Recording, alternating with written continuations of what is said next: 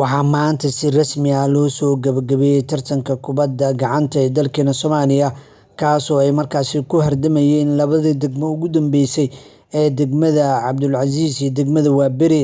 Tartankan ayaa waxaa markaasi uu socday muddo bil ah, waxaana kasoo qayb galay 19 degmo oo markaasi ka tirsan gobolka Banaadir, waxaana tartankan uu kusoo dhammaaday jawi aad u qurux badan, waxaana galabtii ciyaar aad u qurux badan soo bandhigay labada degmo ee markaasi Waaberi iyo degmada Cabdulcasiis ee tartankan ay martigelineysay. Ciyaarta waxaa dardar xoogganba ee labada kooxoodba ay kusoo bandhigeen garoonka kubadda gacanta ee Wish Stadium. Ciyaarta intay socotay, ciyaarta ayaa ahayd mid markaasi labada kooxoodba ay isku jawaabayeen midka ka dambeeya markaasi hoggaanka ka qabanayay. Ciyaarta ayaa ahayd mid ka duwan tartankan oo labada kooxoodba ay markaasi aad u soo diyaar garoobeen, walow ay gacan sareeyeen wiilasha kooxda kubadda gacanta ee degmada Cabdulcasiis ee gobolka Banaadir. Ciyaarta ayaa markaasi qaybta hore waxaa lagu kala baxay bareejo 15-15 ah. Markii la isku soo laabtay, waxaa dardar xooggan kusoo galay wiilasha degmada Waaberi oo markaasi ay ciyaareen ciyaar aad u sareysay, hoggaanka ay qabteen, laakiin taasi ma noqon natiijo ay ciyaartaasi haystaan oo ay markaasi sii wataan guulasha. Waa laga soo barbareeyay kadibna waa loo saaray. Ciyaarta ayaa markaasi waxaa weli gacan sareeyay wiilasha degmada Cabdulcasiis ee gobolka Banaadir, waxaana fursad kale ay markaasi heleen degmada Waaberi. 2 gool ayay la hormareen, kadibna waxaa soo barbareeyay degmada Cabdulcasiis oo ciyaarta barbara ka dhigay. Ugu dambeyntii, ciyaarta 2 daqiiqo marka ay ka harsaneyd ayaa waxa ay heleen degmada Cabdulcasiis 2 gool oo degdeg ah, sidaasina ay hoggaanka ku qabteen, laakiin ciyaarta ma noqon mid sida saxda ah loogu talagalay. Waaberi ayaa qaladaad markaasi ay galeen, waxayna u gacan qaadeen mid ka mid ah dhexdhexaadiyaha ciyaarta ama garsooraha sidaad u taqaanid.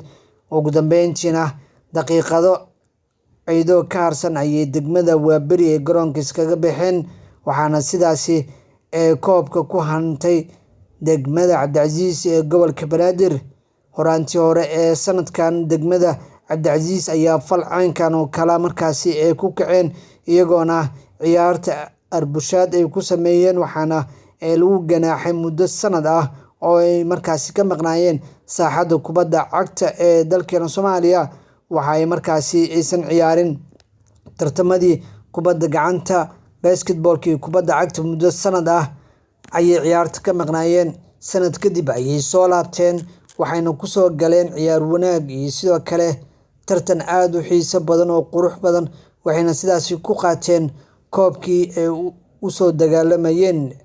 Dhanka kale, waxaa markaasi degmada Waaberi laga sugayaa guddiga anshaxa ee tartanka kubadda gacanta iyo sidoo kale xiriirka kubadda gacanta ee dalkeena Soomaaliya iyo maamulka isboortiga gobolka Banaadir, kuwaasoo markaasi go'aankaasi uu noqon doono in kooxdan ee degmada Waaberi laga ganaaxo muddo kubadda cagta iyo sidoo kale kubadda basketka oo dhawaan la ciyaari doono degmooyinka iyo tartamada oo idil ee gobolka Banaadir. Laakiin inta sano ay ka maqnaan doonaan ayaa go'aankooda la sugi doonaa. Miyay mari doonaan wadadii ay martay degmada Cabdulcasiis oo horaantii hore ay markaasi ciyaar sidan oo kale ugu baxday, waxaana lagu ganaaxay muddo sanad ah?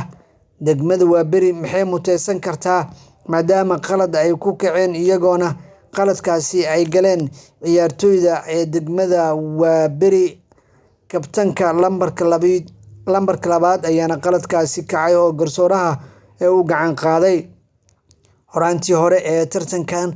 Sidoo kale, ciyaaryahan ka tirsan ayaa degmada Shangani waxa uu gacan qaaday garsooraha ciyaarta dhexdhexaadinaya, waxaana guddiga ay markaasi ku xukumeen in gebi ahaanba uusan ciyaari doonin wax ciyaar oo kubadda gacanta ee quseeya.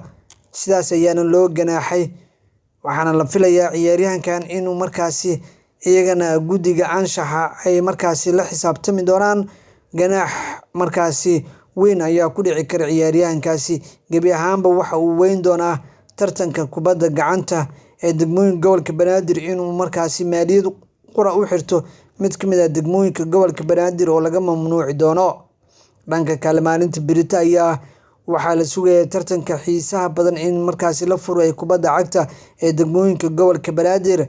maalinta berito waxaa la ciyaari doonaa laba kulan aad u xiiso badan oo markaasi ay u dhexeeya degmooyinka gobolka Banaadir ay markaasi ay ciyaari doonaan tartamo kala duwan oo aad u xiiso badan.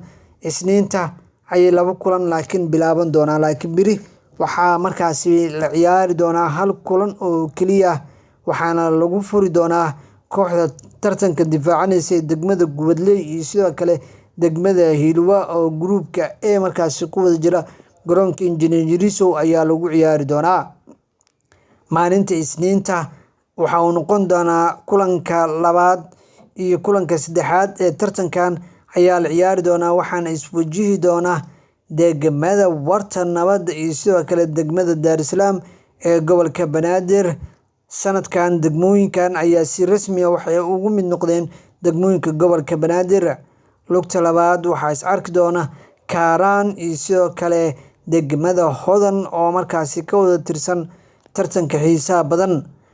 waa beri ayaa markaasi loo cabsanayaa in ganaax uu ka dhaco, kaas oo gebi ahaanba laga mamnuuco inay ciyaaraan kubadda maamulka gobolka Banaadir, maadaama galabta ay ciyaartooyda degmada kubadda gacanta qaladkaasi ay ku kaceen.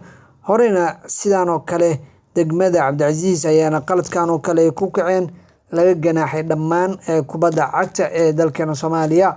waan arki doonaa maalinta berito go'aanka kasoo bixi doona guddiga isboortiga anshaxa iyo sidoo kale xiriirka kubadda gacanta iyo kan maamulka gobolka Banaadir, haddii ganaaxaasi uu noqdo mid go'aan rasmi ah lagu gaaro inta ay noqon doonto.